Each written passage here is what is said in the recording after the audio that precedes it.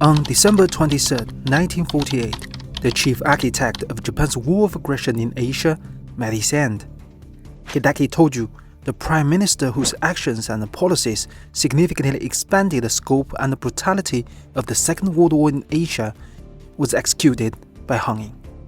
The International Military Tribunal for the Far East found him guilty on multiple counts. Of the 55 charges against Japan's leaders, 54 bore Tojo's name.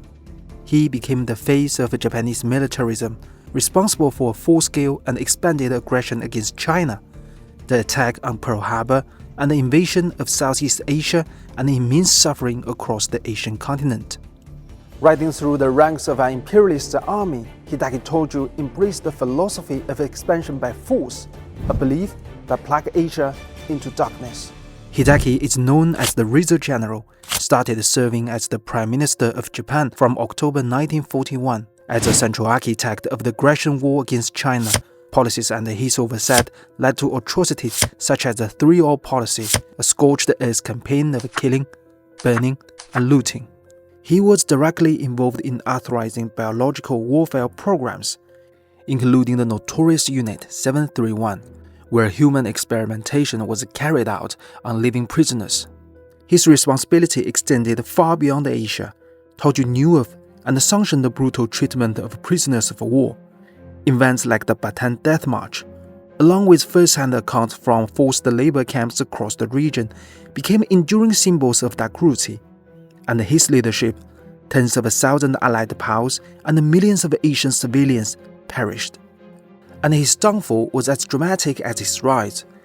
In July 1944, after the US forces defeated Japan in the Battle of Saipan and brought the war to Japan's doorstep, he was forced to resign. His removal, orchestrated by rebel elites, was a desperate attempt by the very system he embodied to evade responsibility for the impending defeat. His insistence on continuing a hopeless war epitomized the fanaticism of Japanese militarism. After Japan's surrender, he was tried, convicted, and executed as a Class A war criminal. Historians sometimes refer to Tojo as the Hitler of Japan. Like Hitler, he fronted a regime built on conquest, extreme nationalism, and the belief in racial destiny. Both were convicted as supreme war criminals. The difference is that Tojo was not only a lone dictator, he was also a servant of a larger system. Japan's militarist elite and the state ideology centered on the divine emperor. At his trial, Tojo defended Japan's actions as legitimate self-defense, a claim the judges completely rejected. The trial was meant to be a permanent lesson that militarism leads only to ruin and judgment. But has that lesson truly been learned? Decades later, the symbols and the mindset of the dark era persist. Quite a number of Japanese prime ministers and senior officials have paid respects at the Yasukuni Shrine, where Tojo and other Class A war criminals are enshrined. For the victims of Japan's wartime aggression, these visits are undoubtedly fresh injury. More recently, hardline rhetoric has resurfaced among influential political figures. Now, under Prime Minister Sanae Takaichi, we see dangerous steps back. Prime Minister Sanae Takaichi has made provocative statements about Japan's role in the Taiwan Strait, remarks widely seen as challenging the foundation of the post-war pacifist order. And that is not an isolated incident. Prime Minister Takaichi has long been a vocal figure in Japan's right-wing political movement.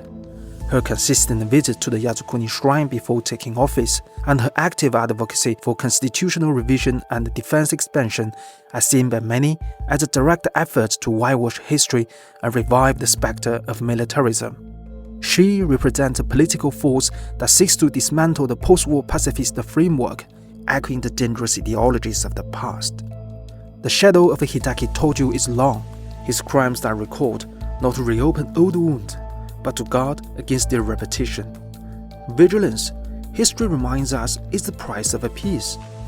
Years ago, during a visit to Berlin, I was struck by how deliberately Germany ensured there would be no barrier set for Adolf Hitler, no place that could become a shrine, no ground for glorification.